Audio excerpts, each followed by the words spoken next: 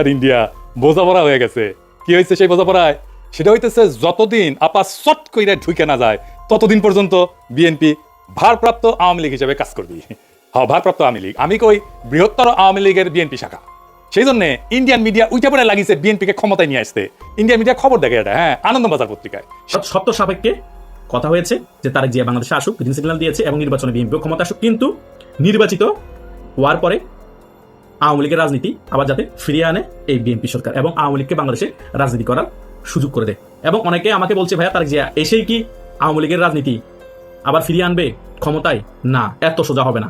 সত্য এটি যে তারেকের সাথে সজীব ওয়াজেদ জয়ের একটি সমঝোতা হয়েছে। এখানে এই সমঝোতার ভিতরে সজীব ওয়াজেদ জয় এবং তারেক রহমান ছিল। এটা মিথ্যে নয় এবং তাদের ভিতরে কথা হয়েছে, এটা আমি নিশ্চিত। আমার সোর্স আপনাদেরকে বলার এখানে প্রয়োজন আছে বলে মনে করি। তারেক রহমান আওয়ামী লীগের সাথে সমঝোতার মাধ্যমে বাংলাদেশে আসছে। সজীব ওয়াজেদ জয়ের সাথে তারেক রহমানের নাকি একটা নিকোজিশন হয়েছে যে তারেক রহমান বাংলাদেশে আসার পর আওয়ামী লীগের নিষেধাজ্ঞা উঠে যাবে, আওয়ামী লীগ নির্বাচনে অংশ নেবে, আওয়ামী লীগ বিরোধী দল হবে, বিএনপি ক্ষমতায় আসবে। এরই মধ্যে আপনারা দেখেছেন অনেক জল্পনা কল্পনার অবসান ঘটিয়ে বিএনপির ভারপ্রাপ্ত চেয়ারম্যান জনাব তারেক রহমান তিনি দেশে ফিরেছেন। জনাব তারেক রহমানের দেশে ফেরার ঘটনাকে কেন্দ্র করে অনেকেই অনেক ধরনের বিশ্লেষণ করতেছেন। বিশেষ করে পিনাকি ভট্টাচার্য একটি বিশ্লেষণে বলেছেন যে তিনি ভারতের সাথে এবং সজীব ওয়াজেদ জয়ের সাথে চুক্তি করে বাংলাদেশে এসেছেন এবং বিএনপি ক্ষমতায় যদি যায়, বিএনপি ক্ষমতায় যাওয়ার পরে আওয়ামী লীগকে পুনর্বাসন করার পরিকল্পনা তিনি বাস্তবায়ন করে বাংলাদেশে এসেছেন। এরকম কিছু বিশ্লেষক আমরা দেখতেছি, এরকম কথা বলতেছি। আসলে কি তারেক রহমান এরকম কথাবার্তা বলে এসেছেন সজীব ওয়াজেদ জয়ের সাথে? চলুন এই ভিডিওতে আমরা দেখে আসি। অত্যন্ত গুরুত্বপূর্ণ, শেষ পর্যন্ত দেখে আপনাদের ব্যক্তিগত মতামত অবশ্যই কমেন্ট সেকশনে জানিয়ে দিবেন। আসসালামু আলাইকুম, আমার চ্যানেলে আপনাদের সকলকে স্বাগত। অনেক জল্পনা কল্পনা শেষে 25শে ডিসেম্বর তারেক জিয়া বাংলাদেশে ফিরছে। অনেকেই আমাকে মেসেঞ্জারে জিজ্ঞেস করছে, ভাইয়া তারেক জিয়ার তো জীবনের হুমকি আছে এবং ভারত চায় না তারেক জিয়া বাংলাদেশে ফিরে আসুক, তাহলে এখন 25শে ডিসেম্বর কি করে তারেক জিয়া বাংলাদেশে ফিরে আসছে? আজকে তাদের উদ্দেশ্যে এই ভিডিওটি, আশা করছি আপনারা সকলে শেষ পর্যন্ত ভিডিওটি দেখবেন, সকল বিষয় ক্লিয়ার হয়ে যাবে। প্রথমত, এই 16 মাসে ভারত আওয়ামী লীগকে সাপোর্ট দিয়ে চেষ্টা করেছিল সংগঠিত করতে এবং রাজপথে নামিয়ে কিছু একটা করতে, কিন্তু আওয়ামী লীগ যেরকম চিন্তা করেছে ভারত সংগঠিত হতে পারবো এরকম সংগঠিত হতে পারেনি এবং আওয়ামী লীগকে নিয়ে বাংলাদেশে কিছু করে উঠতে পারেনি ভারত। এখন ভারতের সেকেন্ড অপশন কি আছে? সেকেন্ড অপশন আছে আপনার এই বিএনপি। অন্তত উগ্র গোষ্ঠী থেকেও বিএনপি একটু ভালো আছে। সে কারণে তারেক জিয়ার সাথে ভারতের একটা আলাপ আলোচনা হয়েছে কূটনীতিকভাবে, হয়তোবা গ্রিন সিগন্যাল দিয়েছে তারেক জিয়াকে বাংলাদেশে ফিরে আসার জন্য। এবং আগামীতে যে বিএনপি ক্ষমতায় আসবে সেটাও মোটামুটি ভারতও ক্লিয়ার এবং বিএনপি যারা করে তারাও জানে এবং জামাত ইসলামী যতই ফাল পারুক, এনসিপি যতই ফাল পারুক, তারাও ভালো করে জানে বিএনপি ক্ষমতায় আসবে। এখন বলতে পারেন কোনো শর্ত ছাড়াই কি তারেক জিয়া বাংলাদেশে আসুক, নির্বাচন হয়ে যাক, তারপর ক্ষমতা আসুক বিএনপি, এটাই ভারত চায়? না, এটা চায় না। ভারত শর্ত সাপেক্ষে কথা হয়েছে যে তারেক জিয়া বাংলাদেশে আসুক, গ্রিন সিগন্যাল দিয়েছে এবং নির্বাচনে বিএনপিও ক্ষমতা আসুক, কিন্তু নির্বাচিত হওয়ার পরে আওয়ামী লীগের রাজনীতি আবার যাতে ফিরিয়ে আনে এই বিএনপি সরকার এবং আওয়ামী লীগকে বাংলাদেশে রাজনীতি করার সুযোগ করে দেয়। এবং অনেকে আমাকে বলছে, ভাইয়া তারেক জিয়া এসেই কি আওয়ামী লীগের রাজনীতি আবার ফিরিয়ে আনবে ক্ষমতায়? না, এত সোজা হবে না। তারেক জিয়া এত বছর দেশের বাইরে, যত শর্ত সাপেক্ষ হোক একটু সময় লাগবে এবং বিএনপি ক্ষমতায় আসার পরে আওয়ামী লীগের উপর একটু ঝড়ঝাপটাও যাবে। হয়তোবা বিএনপির অনেক নেতাকর্মী চাইবে না, তারেক জিয়া মানা করলো, তৃণমূলের কিছু নেতারা উগ্র আছে, তারা স্টিমুলার চালাবে, মামলা হামলা কিছুদিন থাকবে। তার পরবর্তী সময় কূটনীতিকভাবে যখন ভারত দেখতে পাবে যে যেটা কথা হয়েছিল সেটা মানছে না, তখনই একটা প্রেশার ক্রিয়েট করে জনগণ ফুসে উঠবে এই সরকারের উপর, আওয়ামী লীগও সংগঠিত হয়ে যাবে, তখন বাধ্য হয়ে আওয়ামী লীগের উপর নিষেধাজ্ঞা তুলে নিবে কার্যক্রমের উপর। আর যদি না তোলে লাগাতার আন্দোলন চলবে, জনগণকে সাথে নিয়ে ভারত কূটনীতিকভাবে প্রেশার দিবে, রাষ্ট্রীয় কূটনীতিকভাবে প্রেশার দিবে, ওই সরকার পড়ে যাবে।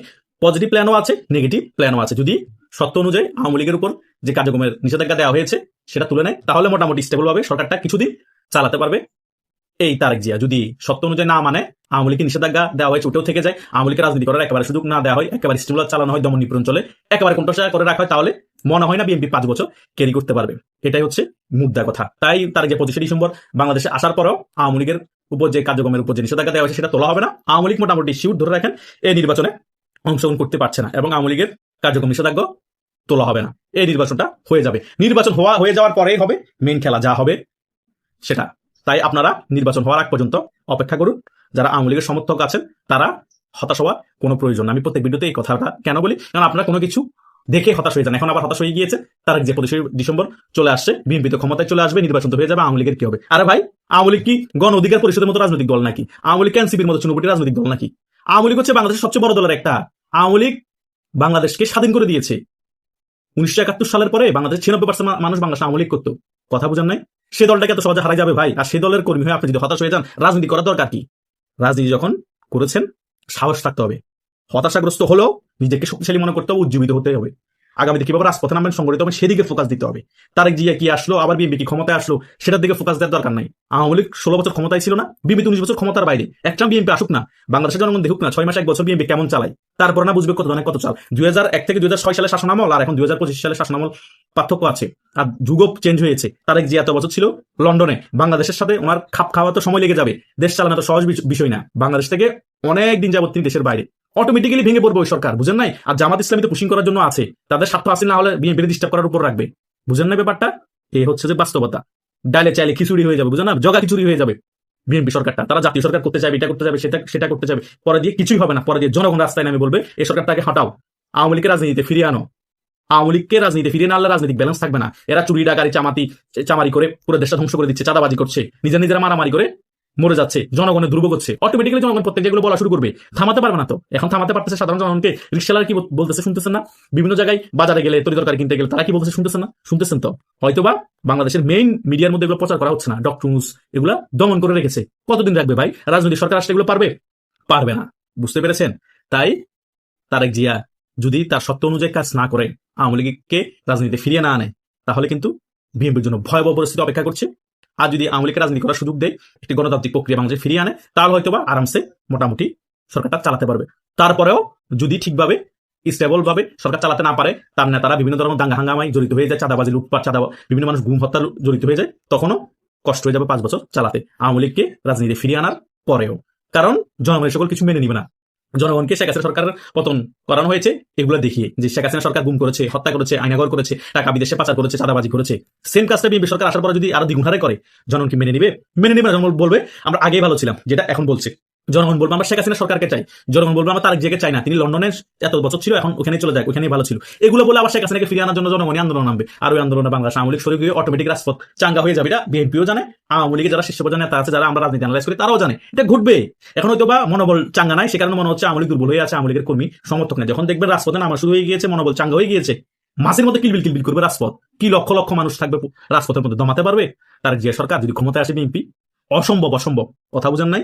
আর তখন ম্যাড পুরো পাগল হয়ে যাবে বাংলাদেশ আওয়ামী লীগের কর্মীরা। কারণ তারা এই 16 মাসে 17 মাসে যে দমন নিপীড়ন ফেস করছে, তারা এখন ঘরবাড়ি ছাড়া, মামলা ছাড়া তাদেরকে ধরে নিয়ে যাওয়া হচ্ছে, হামলা করা হচ্ছে, তাদের ঘরবাড়ি জ্বালিয়ে পুড়ে ছাই করে দেওয়া হচ্ছে।